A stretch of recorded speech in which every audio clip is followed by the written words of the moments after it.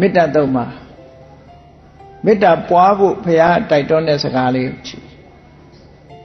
မာတာယထာနိယံပုဒ္ဒမာယုတာဧကပုဒ္ဒမနုရခေ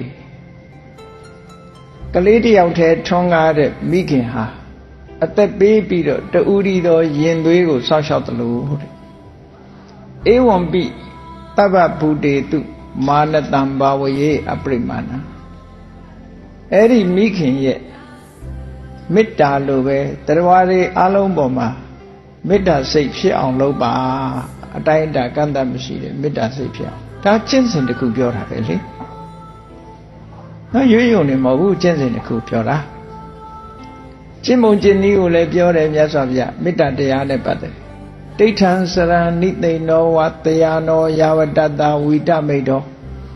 မအိရှင်သေးသမျှကာလပတ်လုံးဒိဋ္ဌံဆိုတာမတရနေတဲ့အခါဖြစ်စေ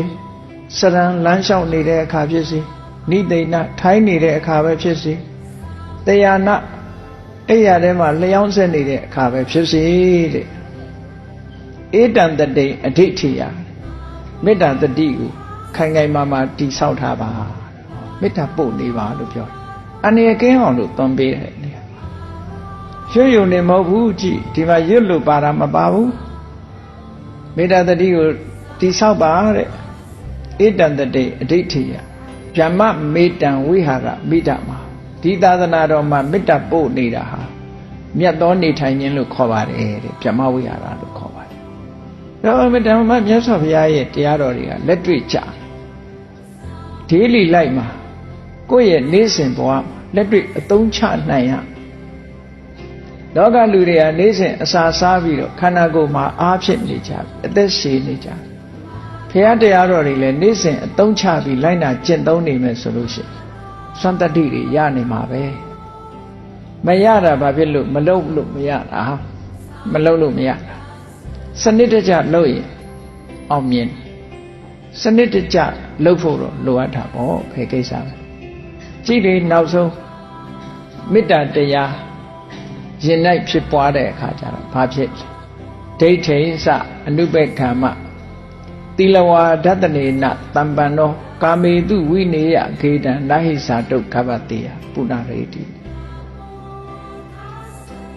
မာရနဲ့အမြင်တစ်ခုမချင့်ကပ်နဲ့တရားတွေကိုမေတ္တာပို့တော့တရားရှိတယ်လို့ယူဆသွားနိုင်တယ်ဝိပဿနာရှုထောင့်ကကြည့်ရင်တရားမရှိဘူးယုံနဲ့နာနဲ့ရှိတယ်ဒါကြောင့်မို့တရားရှိတယ်ဆိုတဲ့မှားယွင်းတဲ့အမြင်ကိုမချင့်ကပ်နဲ့မရောက်စေနဲ့သီလဝါကိုချင်းသီလနဲ့ပြည့်စုံအောင်လုပ်ပါဒသနာတမ္ပန္နမှန်ကန်တဲ့တမ္မာဒိဋ္ဌိဉာဏ်နဲ့မဂ္ဂင်၈ပါးအကျင့်တရားကိုကျင့်ပါ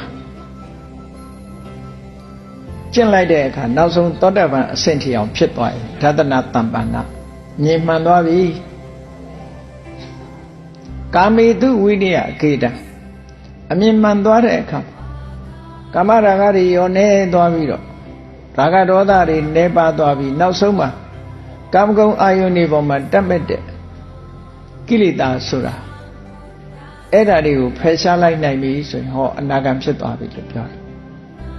နာဟိဇာတုခဘတေယဇာတုဆိုတာတကယ်ကို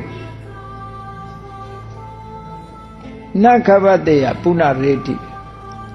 မိခင်ရဲ့ဝမ်းဘယ်တော့မှပြန်မရောက်တော့ဘူးဆိုတော့ဘယ်တော့မှပြန်မမွေးတော့ဘူးလို့ပြောတယ်နော်ယန္နာဖြစ်သွားရင်နောက်ထပ်ပဲမွေးတော့မှာတော့အဲ့တော့နိဗ္ဗာန်ထိအောင်ဖော်ညွှန်းထားတာမြတ်စွာဘုရားတရား